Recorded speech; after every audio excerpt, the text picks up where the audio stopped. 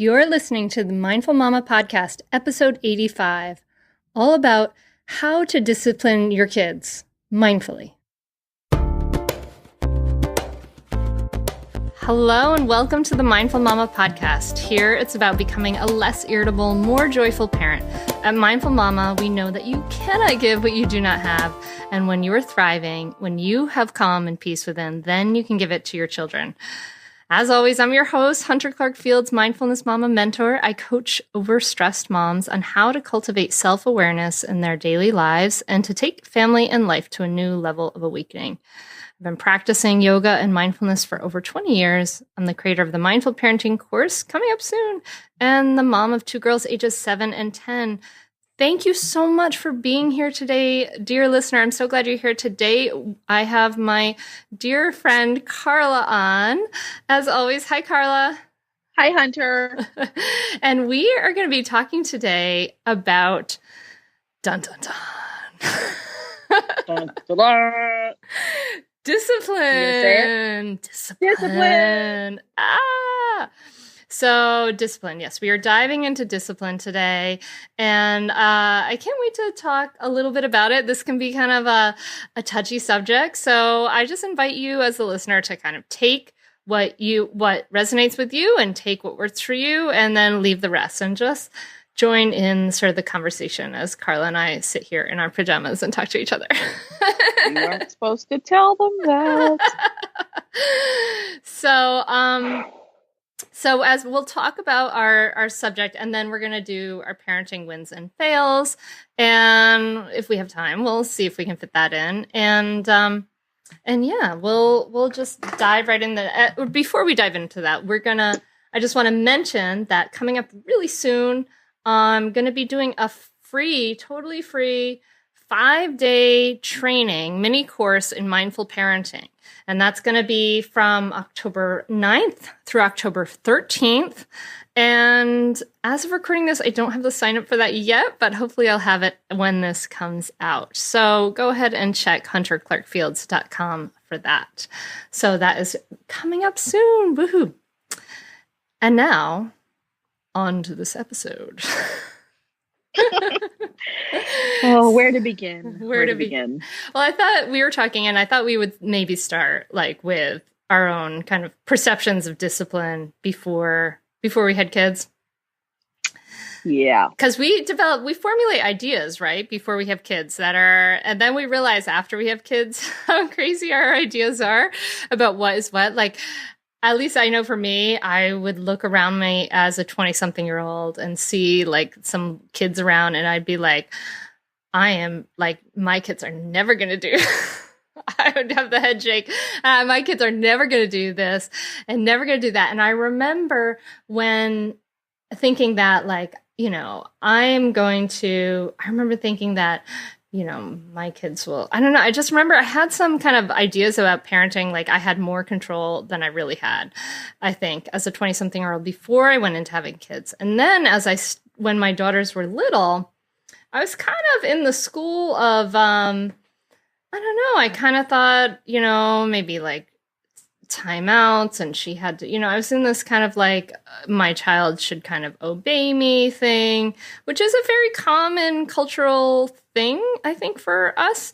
And I remember I took a walk, and I met these new people in my neighborhood who were super cool. Shout out to Jill and Chris, who I was talking to them, and they were like, yeah, we don't use punishment, and we don't use any timeouts. And I was like, oh my God, my daughters are babies. I was like, really? I was like, that's crazy. I thought that was nuts.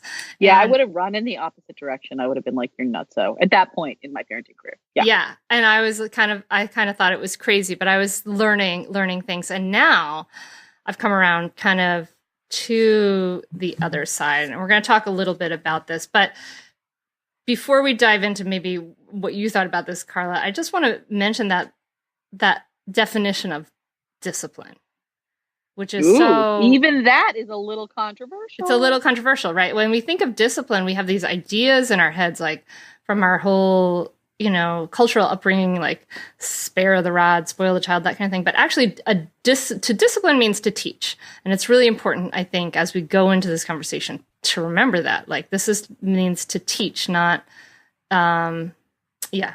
So anyway, so you were in a similar place. Like, you thought like, you would think my neighbors were crazy. Honestly, if I'm being really honest, I don't think I was thinking a whole lot, like really consciously thinking in the early days of parenthood. I think something would happen in front of me and I would just react to it. And so I did not have a mental model of, like, this is with a point of discipline, or this is what I want to achieve with discipline. Basically, I was like, ooh, baby doing something good, get her to do more of that. Ooh, baby doing something bad, get her to stop. Like, and whatever, if I was in a good place, maybe I could be funnier or more creative or more compassionate in my response. Or if I was overtired or super anxious, which was like 90% of the time in those first few years, I would freak out or yell at her, or just like, I don't know, I did not handle it well because I didn't know what I was doing and I didn't know why I was doing it. And I didn't have the internal resources to be more thoughtful. But in general, yes, in those early years, I felt so judged as a parent, which, like, newsflash, people became mostly because I was judging myself, that I had a knee-jerk reaction to anything I perceived to be in the attachment parenting, world, because I wasn't, like, I don't know. This is too much. I'll stop talking. The point is, yes, I would have run away from your neighbors. I would have been like, you're crazy, and timeouts are a gift from God. And that's what I would have thought at that point, because I didn't have resources. But I am in a different place now. Yeah. I have lots of thoughts. You've evolved. You've evolved from that place. Oh, totally. And there's I think, like, the thinking and the culture kind of is evolving too. But I want to hear about, like, what were some of the things that changed your mind? Like, as you or as you started to learn. I think getting into a better place with my own parenting so that I could reflect on what I was doing without judging myself so harshly. Because what would happen was, initially, I knew I didn't like what was happening in my house. I knew I was yelling too much. I knew that I was having a lot of super tense moments with the girls, and I just knew I didn't like it. Like, I didn't have some big higher level theory about their ongoing brain development or whatever. I just was like, this is so not fun. This sucks. And for sure, parenting is not fun all the time, but I thought it didn't have to be that bad. So what did I do? First I had to get myself together. And one of my favorite parenting quotes is from Brene Brown, who has a new book out that I can't wait to read. And she says, and you say this all the time, Hunter, you say, we cannot give our children what we don't have. Mm-hmm. And in that moment, I didn't have any clarity. I didn't have any internal calm. I wasn't compassionate towards myself. I wasn't connected to what matters. And so I had to sort of figure that out before I could give it to my kids. And so for me, that was the journey into mindfulness. That was the journey into figuring out how to sleep again. That was the journey into managing my own anxiety. And once I got sort of calm and clear and grounded, which I am more often than not these days, but I'm not going to say all the time, then I could start to get some clarity on the role of discipline. And for me, I think discipline has two jobs, two things I'm trying to accomplish when I discipline my children. One is I want them to behave better in the moment. Like, I want them to stop hitting each other, or I want them to put on their damn shoes, or I want them to, like, stop kicking the soccer ball in the house, or whatever it is. So in the moment. But the second point of discipline is, like, I'm trying to teach them to fish so that eventually later in their life, they, when presented with a situation, will have sort of the judgment and the internal resources to make the best decision. Yeah. And I think a lot of us get stuck in number one, which is, like, you're being obnoxious, stop it. Or this is unsafe, stop it. Or you're irritating the hell out of me, stop it. And I think sometimes we forget about, like, the long term, what we're teaching our kids over time.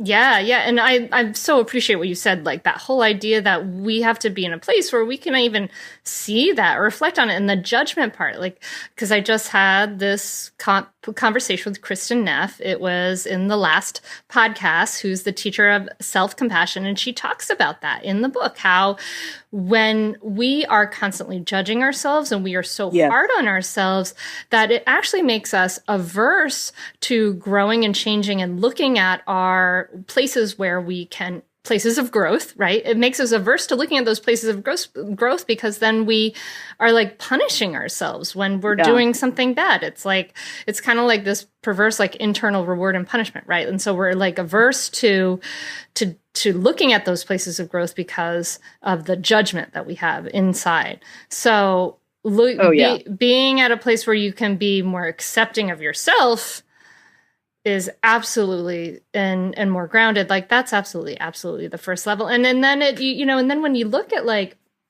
actually, Carla, I was like in the exact same place as you, because I was miserable. I was yelling. My daughter had so much resistance to everything I said. And like, that was the thing that was so hard about for me, like going into things into sort of that traditional authoritarian way. And in some ways I wasn't like, I'm going to, I wasn't using any like corporal punishment or anything like that, but I was kind of giving her orders and wanting her to kind of obey. And then she resisted because I was giving her orders, because that sucks to be given orders. Right. People don't like that. People don't like that. And I couldn't figure out like, why was she so resistant? And that, it was that like, it was just, I could see like the, I remember reading Dr. Laura Markham, who's also going to be on the podcast later in a little bit, about her work, and it's her talking about connection and things like that. And I was like, connection? Oh my gosh, like maybe like my child's so resistant to everything I say. And it was really, really frustrating. So I had to sort of like dive into the wormhole of learning, of trying to understand like what the heck is going on here. Why is this so hard? Was kind of the question I was asking myself. Yeah. Why is it so hard? And what are we supposed to do otherwise? Yes, exactly. Like we think we have this perception, which I think is so like this myth that is so damaging, that parenting is going to be easy, like it's going to be instinctual. It's going to be, we're going to have this parenting instinct, and maybe that's true for the beginning, but not for the end. So, I never had it. Not for 1 minute. Nope. But look, here's the other thing too, is that I think that, for a long time, we were parenting and disciplining our children in a village. And I mean like a literal village where houses were closer to each other and windows were like open because there was no air conditioning. And so everybody could hear when your neighbor was yelling at the kids. Mm-hmm. And there is something really powerful about a kid being able to say, that's just what everybody did. Now, I'm not saying that if everybody in your neighborhood is spanking your kids and you know it and everybody knows it, that like you should all spank your kids. No, I'm not saying that, because I really think you should never hit a child under any circumstances. And if you are, like, it's okay. Like we all lose it and you can stop. Like there's support and things you can do. I just want to say that. But like hitting a child is not on the table for me. But having said that, there was something about like, if everybody's yelling at your kids, then it, at least a kid can grow up with the story like, hey, everybody yells. And I think everybody is yelling at their kids these days, but the problem is it's all happening inside our own homes. So what's happening for our generation of parents is that we're closing our windows, turning on the air conditioning, which nobody thinks about and is actually a really interesting sociological thing that I love thinking about. But it's all happening behind closed doors. And so then what happens is we parents feel deeply disconnected and ashamed. And we get stuck in a place of like, oh God, I'm the only one. Everybody else is calm. Look, nobody puts a picture on Facebook of themselves yelling at their kids. So like the image is everybody else is doing this and I'm the only parent who can't parent calmly. And I just want you parents to know parenting is hard and disciplining your children is hard. And we're all struggling with it. And it's okay if you're not doing it the way you want to be doing it. Amen. Yeah. Ditto. We're all, yeah. So that's where I am with that piece. Yes, yes, yes. Cool. So I think kind of what we're saying here is like, you have to have that sort of that grounding in yourself. You have to have that sort of clarity and that self-acceptance. You have to have that bandwidth in yourself to even get to the point where you are able to like think sort of clearly about, well, what, and then hopefully you get to that point. Maybe you can kind of think about it here if you, Carla's having some. Yeah, you're breaking up, Hunter. Oh no, I'm breaking up for Carla. We'll stop video and we'll see if I turned off the video. Yeah. That works a little bit better. Okay, so just mark 20 minutes in. Okay. What the heck was I saying? You were saying that we have to get the common clarity for ourselves. Oh, yeah. So we have to get that common clarity for ourselves, but hopefully maybe like right now here on this, while you're listening to this podcast, might be a relaxed moment. Maybe you're driving, you can kind of think about that and think about what I think it really helps to take a step back and get an idea of like, what do I really want to achieve as a parent? And one of the things that was really eye-opening for me, and was this idea of, well, what kind of relationship do I want with my kids? Like when they're teenagers, very specifically when they're adolescents is a real driving force behind me and the parenting and my husband and the parenting we want to do with our kids, because I realized like that, so I was raised in a kind of a funky authoritarian household. And my dad got so frustrated with me to a certain point that he started saying like, I am the father and you are the child and you will do what I say kind of thing. Like it was so cliche authoritarian. I was like, are you kidding me? But it would push me away so much as a child that like, it made me so resentful of him that I did everything I could not to cooperate with him, because the thing that is really that we don't think about sometimes when our kids are younger. But the truth is that reward and punishment and power only work as long as when we have power over our children, when we have the ability to take things away, when we a timeout or something like that, or take a reward away. But then when they're teenagers, when they're adolescents, your power runs out. Like they are then pretty independent, and, to use power in the sort of the extreme circumstances of, if you don't do what I say, you have to sort of leave my house, or you're going to, be grounded and all these things. Like it really makes it so you have really, the more power you use, the less influence you have. It's completely inverse relationship. Yes. And when we use what I didn't know when I was younger and as a younger parent, and what I realized had an epiphany about it is that the inverse relationship of power and influence, and how if we want to help our kids grow when they're teenagers, if we want to support them when they may need us a lot, like there's some big, heavy, hard stuff that comes up when they're teenagers, we need to be able to have that relationship and have that influence, not have them hating us and resenting us. And, I really believe that we can have a relationship with our kids where they're not necessarily rebelling against us. I know of many, many kids who never had to do that because their parents didn't use these methods of power that pushed them away. So that was like the big aha for me. And I think for me, what I think about is, I'm a social worker. I picked this career because I believe that change and growth and healing happens through connection, through human relationships. I think we're inherently social species, and that's how things happen. And if I want my child to behave differently, to develop, I also think a lot in terms of brain science, that if I want my kids to develop literally the neuronal networks that will lead to the kind of thinking and decision making and impulse control and empathy and behaviors that I want to see out of them, I think that happens through connection. Mm-hmm. And the way I talk to some adults about this is like, if you're having a problem at work, and your boss comes over and he's a real jerk about it and just kind of slams down on you for it, like maybe you'll find some other way to give him what he wants. But ultimately that act of sort of setting limits on you in a really jerkish way, it's not going to help you. It's just going to make you scared of him. and make you like either freak out and scramble and find some other way to get what he wants or look for another job or something. But nobody's like, oh, thank you for yelling at me. All of a sudden I see what I did wrong and I know how to fix it. No, you're like, what a dick. And you go somewhere else. Can I say that? Sorry. I think I have to put the explicit warning on this episode now. Okay. Anyway, so let's talk about with kids though. How does this play out? Because often when I start to say this, people assume that I'm a super permissive parent, that like, no matter what my kids want, I give it to them because I want to have a good relationship with them. Well, like it doesn't work that way. And I still set a lot of boundaries with my kids. Like they know when we can watch screen time and when we don't have it. They know when they can have ice cream and when they can't, for example. And I mean, they still nag me about it when they know they can't have it because they're kids and that's what kids do. And that actually goes back to their brain science, that's how their brain works because they don't have a fully formed brain yet. But I'll say, like, I still say, no, you can't have that, or yes, but you can have that at another time. I still maintain those limits.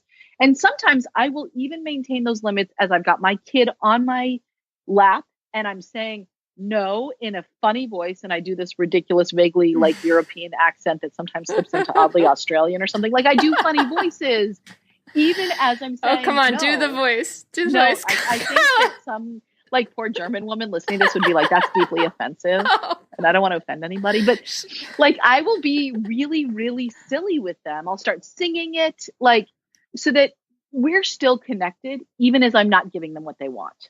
I love that. And so I don't, every once in a while it all falls apart, right? Like, especially if I'm really tired or stressed out or anxious. Yeah, I absolutely snap and yell at them. Or I'll be like, fine, whatever. We're in CVS. Just go to the toy aisle and pick out something if it's less than $5 if you just leave me the hell alone because I don't have the internal resources. And that's fine too. Like, we don't have to get this stuff right all the time. We don't even have to get it right most of the time, but we got to keep trying.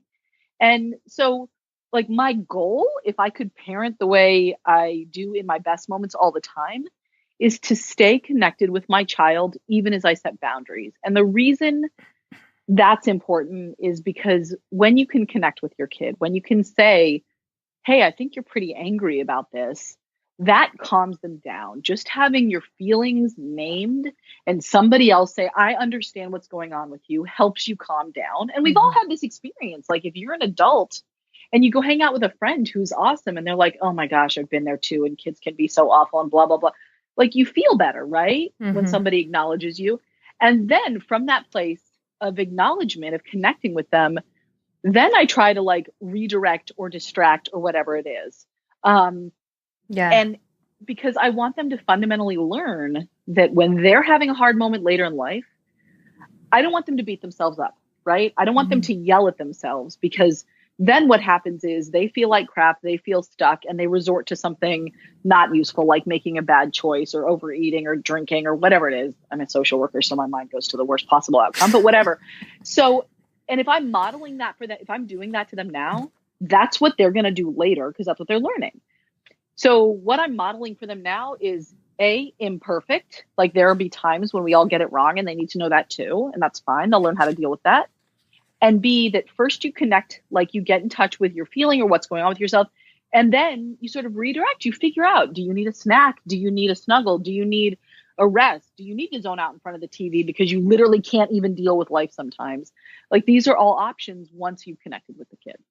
I love that. And you're pointing out that it's like they're looking at the problems in terms of needs. And then also you're pointing out that acknowledgement part, which is so huge and that so many of us forget. It's just like, say what you're seeing, like say what you're seeing is happening. Yes. And when you do that, it's like, oh, it's like just a relief. It's like, it creates a relief right away for everybody and also creates a space to pause. But our culture doesn't support that. It's like, oh, we have to fix every problem. We can't sort of slow down. And that acknowledgement piece is so good. And that looking at the needs is really so good because really, we go into this relationship with kids and we think like, I don't know, I think in our culture, like we treat kids as if they're like they're like a different like species of human or something.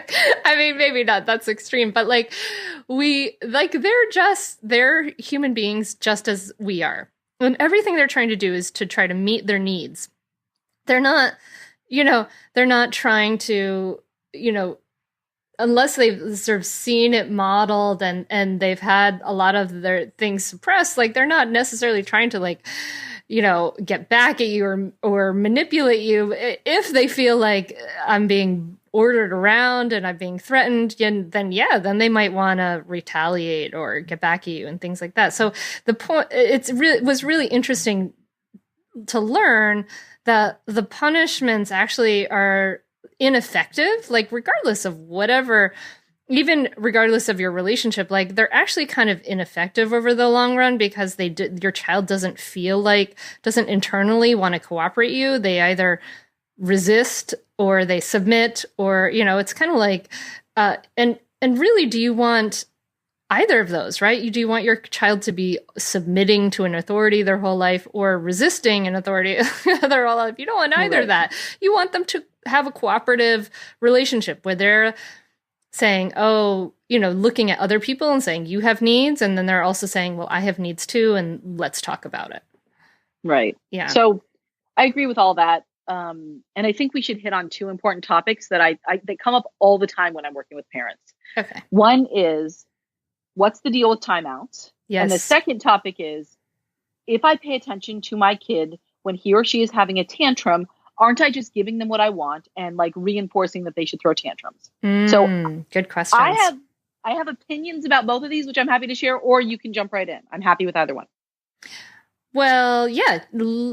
I also have views on these. But why don't you start with the timeout opinion? Why don't you talk I'll start with, Well, timeout is really interesting because we think, we don't want to spank, we don't want to do these things. And maybe if we put our child in a timeout, like we have this, this wonderful misguided idea that our child is going to think about what they did wrong and like come out the other side and want to cooperate with us. But really a timeout is a punishment, and it's not really different from like, making your child stand in the corner. And it really makes them feel worse about your relationship, and it makes them less likely to cooperate with you when you're talking to them in a reasonable way and using skillful communication. And it's interesting. So in this article, on Dr. Laura Markham's website, they pointed out that there was a study done by the National Institute of Mental Health that concluded that timeouts are ineffective in getting toddlers to cooperate. Are effective in getting toddlers to cooperate, but only temporarily.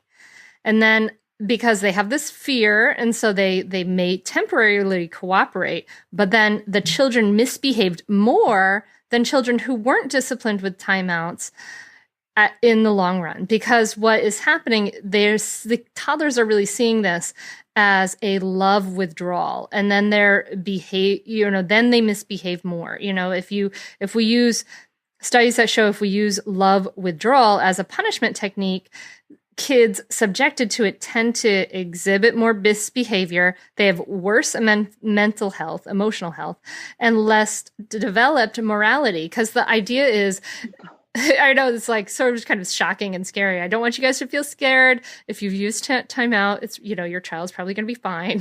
Don't worry. But when we would withdraw our love and we say, you have to separate from me in a timeout, it really makes them, ultimately, it disconnects from our relationship, makes them less likely to want to cooperate with you. Plus, on a practical side, I always think about this with timeouts. On a practical side, like, it sucks. Like, who wants to be the enforcer?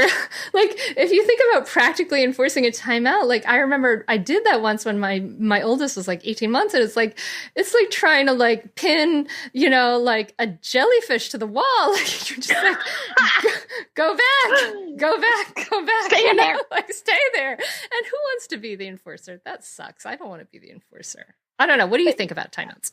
Okay, first of all, I always like to put timeouts in perspective. In the grand scheme of obnoxious, I don't want to say obnoxious. What's the word that I want to say? I can't say, but whatever. Like, punitive? I was going to say the S word. Yes, punitive disciplinary techniques. Like, I would put it somewhere in the middle. Like, it's way, way better than hitting your kid, right? Yeah. And so if you are on the verge of hitting your kid, which I totally get, like they are frustrating. And it's hard to keep control of yourself. Yes, put somebody in a timeout, like put yourself in a timeout, put the kid in a timeout, like better that you get some space than hit your kid. Right. Yes. So, and having said that, like, there are millions and millions of really healthy people walking around the world right now who were raised by parents who yelled at them and put them in timeout, right? So in the grand scheme of things, you are unlikely to traumatize your child with timeouts. But we're in the nitty gritty here, and Hunter and I spend a lot of time thinking about this stuff. So you're getting like, what you're getting from us is best possible scenario response to a child, which I all know that we live in the real world and we can't always do our very, very best, but it's worth it's worth to keep trying on it. That didn't work. Yeah. No, it's worth it to have aspirations, aspirations of where we can be. Yeah, so absolutely. I agree with you. In an ideal world, like, better for the parent to take a timeout than for the kid. But yeah, nobody learns anything in timeout. A kid's just going to sit in their room and cry until they're too tired to cry anymore, or they're going to play with their toys, or they're going to like plot our demise. They're not going to be like, oh, mom had a really good point there, you know. They're just not. I don't do that. If my husband to put me in a timeout, I'd like get a little voodoo doll and start sticking pins in it. I don't know. So yes, I think that another option instead of timeout is what my husband and I do is we do time ins, which is, and he thinks it's like a fun threat. He'll be like, if you don't calm down, you have to come snuggle me. And sometimes the girls will be like, okay, because they actually secretly want to snuggle. And sometimes like that's enough to make them stop because they don't want to be snuggled. So I think that's kind of cute. So timeouts, I think, are not ideal, but also not the end of the world. If you're like at the end of your rope, and really honestly, what I do is when I'm at the absolute end of my rope, like if I'm sick or exhausted or just can't deal, I put them in front of the TV and let that be a timeout. Because honestly, in those 20 minutes that it takes them to watch a show, that is better than me screaming at them for 20 minutes. Yes. And sometimes that's the choice I have. And then I can go sit and drink a cup of coffee or a cup of tea or take some deep breaths or whatever and get myself under control. So like if you are just at wit's end, and that's the best timeout you can do, dude, do it. Like better than everybody can calm down. The tension can kind of dissipate. Like don't put them in front of some violent show, put them in front of like, I don't know, Paw Patrol or whatever. And like everybody calm down and then you can restart. So that's one thing. Let's talk about tantrums, because I have had this conversation so many times with friends. They're like, but if I pay attention to my child, if I snuggle them or talk to them when they're having a tantrum, aren't I just reinforcing it? And this is like the behaviorist kind of point of view, right? Influenced by like if we want to reinforce behaviors that are good, you know, like absolutely. I always say thank you when they help me and all that stuff, but we want to make behaviors that we don't like unpleasant for them so they don't do it again. And this goes back to like studies with dogs and stuff too, right? and mice and rats. But Look, and again, if your only goal is to extinguish a behavior, go ahead and ignore the timeouts. But if your goal is to give your child the internal resources to be able to extinguish their own tantrum in the future, then you need to do something different. So first, I always like to talk about the difference in my mind between a tantrum and a meltdown. So in my mind, a tantrum is a kid purposely and willfully choosing to be obnoxious because they're not getting what they want. And when I say what they want, I mean like a toy or a TV show or something. And now, if you are pretty clear that your kid is basically doing this on purpose, like choosing to just, you know, yell and scream or cry or whatever, then you say, you know what, you need to stop and you're not getting what you want. And I'm happy to do something else with you, but not until you stop. And, you know, that's in my mind sort of a guessing game, but sometimes it's pretty clear. And when you do that a few times, the kid is going to stop. Like when they learn that they are legitimately not going to get that toy, they will stop doing it. That, in my mind, is very different from a meltdown. And most of what we're talking about here are meltdowns. And most of these behaviors that we are trying to figure out how to manage are meltdowns. And that is when a kid's resources are depleted, when they are overtaxed, overwhelmed, when they are hungry, they are tired, they're scared, they're stressed, or they feel disconnected from you. And they literally have nothing to offer except laying on the floor and crying. And in those moments, ignoring your child, eventually they might get sort of scared enough or weary enough that they'll stop melting down in front of you, but you're not teaching them how to manage that internal experience later in life. And so what I try to do, is avoid the meltdown if I can. Like, I know that when my kids are tired or when they're hungry, there's no hope for us, right? When that happens. So I'm the mom who walks around with the snacks in her bag and, walks around with like when the kids are too tired, we have very few plans for the day. And I just prepare myself that it's going to be a mess. And as the children get older, they can tolerate more. Like, they can tolerate being hungry for longer, but that takes time to develop. And even now, my husband knows that when I get hangry, like, you need to put food in my body or I will be epically rude to you. Like, it's just the way it is. I can't deal when I'm hungry. And so just avoid that meltdown. But then again, when they're having the meltdown, in my mind, like, make sure they're safe, sit with them until they're calm enough to hear you. If you're able to. If you're able to. If you're too triggered by it, you need to go take a break too. Yeah. And then don't talk at them too much. They can't hear you. But when you are both calm, you can acknowledge what they were feeling and then give them what they need, which is, probably, if you can figure it out, food, quiet time, connection, rest, whatever it is. But sometimes the meltdown gets hung up on something the kid thinks they want. I wanted to ride, on that side of the car. I wanted this backpack. I wanted you to read me that book and not the other one. I want that toy my sister has. And often that's not really what the meltdown is about, right? That's the thing that it sort of that triggered it. So don't give them that thing. You have to continue to hold the boundary. I'm sorry. I know you really wanted that toy, but today is your sister's day to play with it. Or I'm sorry. I know you really wanted that show, but it's time to turn off the TV. And when you can acknowledge their feelings, remind them they will probably get another chance tomorrow or the next day to play with that toy or watch that show. And sit with them to calm them down. What you are teaching them in that moment, as you sit with them to calm them down, is you're teaching them how to calm themselves down. Like, just like if you talk to a kid enough times in French, eventually they'll start speaking French. Like, you are sort of speaking to them in this language of connection and empathy. And eventually they'll be able to produce that for themselves and calm themselves down. And sometimes that is so incredibly hard. As you're speaking about this, it's like interesting because, part of the stubborn part of my brain always like wants to label meltdown as a tantrum, because the kid's being a jerk. I want to blame them. Actually, like, this kind of goes to, a parenting moment we had recently where my 10-year-old daughter, she like entered this writing contest from the Library of Congress, and she was a finalist. Like, out of all, it was very cool. So we went down to Washington D.C. to the National Library of Congress National Book Fair, and so I have I've recently discovered, this will be another podcast, that I am a highly sensitive person, and she is a highly sensitive child. And, I can't wait to talk about that. Oh my God. And we go to this book fair, and I was like not in a good place I hadn't had a good day the day before, and I wasn't like in a great place because of other things that happened. And we go to this book fair, and it's like thousands of people, and like just chock full, like overwhelming. We're in a basement in the DC, convention center that's the size of an airport hangar, just filled with people. And then we didn't pack enough snacks. It was totally like we ran out of energy. We completely ran out of energy. And so my husband was being really great. It's like, oh my God, I'm going to die. I need to eat. And And so he looked up around there, what are some good places to eat? And he found this one place. He thought it'd be great because it had like hummus, but it also had burgers and stuff like that. And so we get there, we go to the place, and it turns out the burgers are like vegan burgers, and the whole place is vegan. And the girls are like, oh my God, this is like horrible.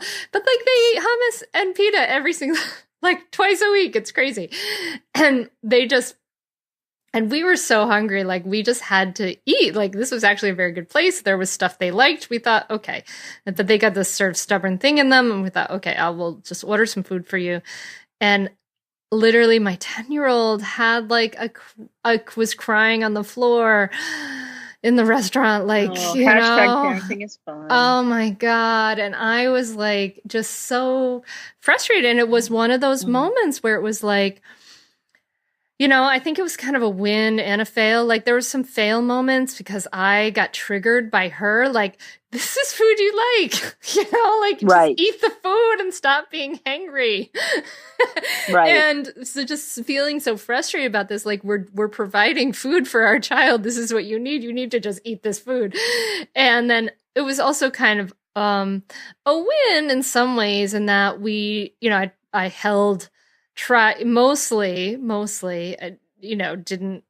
I said, I'm feeling very embarrassed. I'm, you have to come back to this, sit on the table, not on the floor, and didn't freak out at my kid too badly. So I felt like that was pretty good. But also we said, we had a boundary there where I'm not punishing my child, but we had a boundary was that we bought you food. This is food that you eat, hummus and pita bread. This is food that you eat all of the time.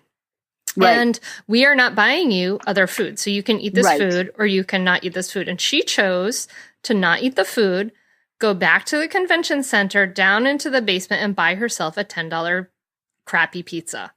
And that was her choice. And we just, took care of everybody's needs. I took some time to sit on a stairs while my husband went with her and she bought with her own money the crappy pizza, and we all kind of eventually worked it out. But it was clearly a meltdown versus a tantrum, and I could really see like my brain, that part of it's probably like the ego, right? It's like trying to keep me safe and whatever, and blame other people, was like wanted to call it a tantrum. I could really see that my brain really wanted to do that. Yeah. And I think in that case, like, you handled it as well as you could. I mean, you were taxed out, she was taxed out. And when, I get to that place with food too, like when I'm too tired and hungry and my husband will try to find a place for the family, I'm the one who's like, I don't want to eat this. And I totally, now I'm not talking about 10 years ago. I'm talking about like last week. And, and it takes me a while to like calm myself down. And so I think when our kids are already too sort of maxed out emotionally, you try to put one more thing on their plate, which is like not, in that case, it was that you weren't able to identify the one exact thing that she wanted to eat because, sorry, I guess you left your crystal ball at home. Like, she fell over the edge. And then it's like in those situations, we just muddle through and do the best we can. There's no handbook. Yeah, it's like triage. What am I? Sorry. What am I? Yeah, it totally is. And I mean, just to give parents a reminder that this connection thing, it's hard to do, especially when we're tired. I get in the mid-afternoon slump every day, which happens to coincide exactly when I need to pick my kids up from school and drive them the 20 minutes home. And so, we're just getting into the back to school rhythm, and they are exhausted at the end of the day. They are done. Like, they can't function. And so I've gotten it together enough to have a snack in the car for them, which really helps the car ride home. But it just occurred to me, like, as we're having this conversation, Hunter, that I should play a podcast or music for them, because every single ride home since school started, like, they've gotten into a fight and I've screamed at them in the car. Oh. Like, not nice. Like, it's a total parenting fail on my part. Like, I'm tired. I'm hungry because I haven't had a snack, but I brought the snack for them. And I'm like, I just gave you a snack. That should be enough. And it's not enough because they're so tired. And so, I think the plan for this afternoon is there's this Wow in the World podcast. My kids love that one too. They love that. It's from NPR. It's for kids. It's hilarious. It's got good information. It's called Wow in the World. And I'm going to have one queued up because I'm not in a place where I can have a conversation with them. They're not in a place where they can have a conversation with each other. They just end up fighting. And so in that case, like, we need a distraction. So we're doing the podcast and the snacks to make it home this afternoon. But the point is, you don't have to feel ashamed or alone or terrible if you're losing it with your kids, because P.S., we're all losing it with our kids. But can you get curious about what happened so that maybe next time you can do better? Like, once I got curious about why my kids were being so obnoxious in the car, I was like, oh, right, they're so exhausted. Their little brains can't do any better. So I need to distract their little brains and put on something so they will sit quietly and not kill each other. Yeah, and I love what you're saying, Carla. Folks, our wins and fails are just wrapped up in the conversation this time, I think, but I love what you're saying because it really goes back full circle to that idea of being kind to ourselves, being curious, that those ideas of mindfulness, being present with what is, with kindness and curiosity, and that idea of self-compassion, because if we are not able to, if we're so hard on ourselves, then we can't even have the bandwidth to look and be curious about, oh, that wasn't so great. I didn't do awesome there, but what could I do better? And we can do that without being shaming and blaming ourselves, right? And then we're less likely to shame and blame our kids too, I think. Totally. Yeah, so absolutely. The one book I want to give a shout out to that I really like, if listeners are looking for a book that sort of speaks to a little bit of brain science, a little bit of child development, and how to kind of interact with your kids in disciplinary moments, I really like No Drama Discipline by Daniel Siegel and Tina Payne Bryson. I think it's readable, and it's got interesting sort of brain science stuff, and also acknowledges that that we are imperfect parents and that it's hard to do this right, but also gives you some pretty clear tips on how to move forward. So I quite like it. No Drama Discipline by Daniel Siegel and Tina Payne Bryson. Awesome. Thanks. I'll put that in the show notes. And and if this is something that you want to be working with more, with the listener, this is what we work on in the Mindful Parenting course. We work on the whole first part is working on ourselves, like helping us get that mindfulness, that self-compassion, that mindfulness, so that we can have the bandwidth to be able to have some space, to be able to pause and respond rather than react. And then the second part is all about skillful communication. So what to say then, so maybe what to do instead of the threats and that's my total default is like the threats. It's so funny. It's like, that's what was done to me, I guess. But yeah, these are the essential communication skills of what do I do instead? How do we solve problems instead? So check that out at mindfulparentingcourse.com. I think right now it's just a wait list right now, and it'll be opening in October. So, awesome. So cool. So I feel like we could talk for 5 hours about discipline. So this is just sort of the tip of the bucket.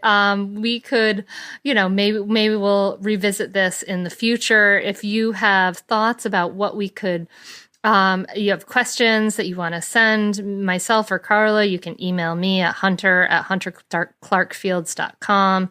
And you can, if you have a question specifically for Carla, you can email me and I'll send it to Carla, or reach out to her, Carla at carlanaumburg.com, right? Yeah. Yeah. carlanaumburg.com. And my email address is on there. You can follow me on Facebook and Twitter. I'm around.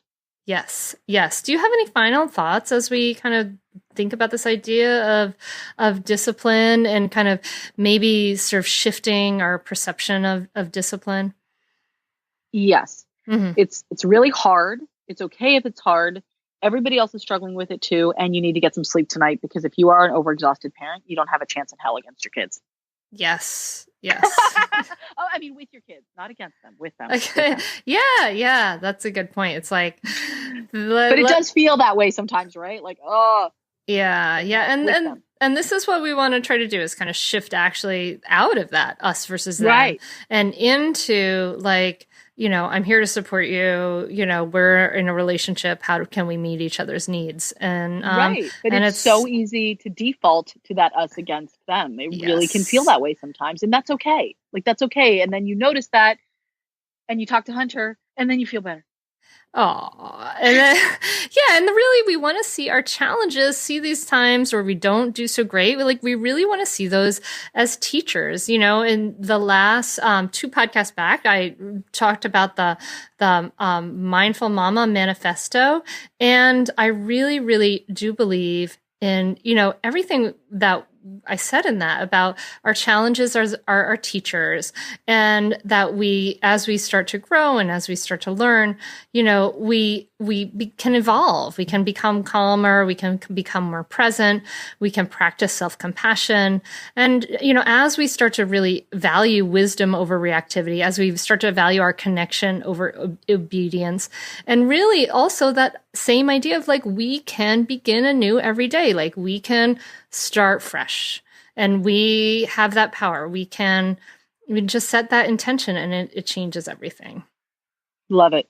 Absolutely. Love it. All right. Well, so thank you so, so much for listening. I really, really appreciate you guys listening. And I've been really appreciating the comments and the reviews and the ratings. Remember, it's really easy to do a rating and review. You can do it right on your phone. Just click on the podcast app on your phone. And even if you're subscribed, which I hope you are subscribed, search for the Mindful Mama podcast and then there's a part where you can do ratings and reviews, and it's right there on the phone. You can just leave a rating and review, and it helps enormously just get it out to more people.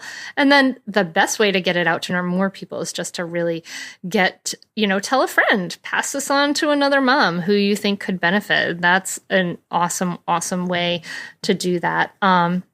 And like I said, Mindful Parenting course is coming up, and we're going to be starting, enrollment will open if you're listening in real time, on October 2017. But that 5-day training is free training. Mindful Parenting training is going to be from October 9th through 13th. So, go to hunterclarkefields.com and we'll have some information about how to sign up to get the free training and join people around the world and just creating that aspiration and creating more groundedness and mindfulness in ourselves. Thank you so much for Carla, for you coming on. I appreciate you being here as always, my friend. Thank you. I had a wonderful time. All right. Have a great week, guys. Namaste.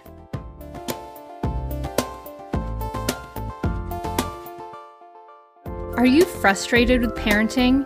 Do you want to practice conscious, compassionate parenting, but you don't know how? It's not easy, and there's no roadmap for this. Until now. I'm Hunter Clarke-Fields, creator of the Mindful Parenting course, and I know how frustrating it is because I've been there. I really struggled as a young mom, and when I found myself yelling and triggered by my child a lot, I knew there had to be a better way. And there is. Mindful parenting is different from other parenting trainings. They don't tell you that all of that good advice is as good as useless when our internal stress response is triggered. Mindful parenting teaches you research-based tools and practices to reduce your stress response so you can respond rather than react. And it teaches you exactly what to say so that you can create willing cooperation from your child. You can learn more and enroll at mindfulparentingcourse.com, and you can join us for a free live training from October 9th through 13th, where you'll learn why your kids don't listen to you, what punishment really teaches, how to tame a tantrum at every age, and the hidden myth that undermines your parenting. Sign up now at mindfulparentingcourse.com/free training. I'll see you there.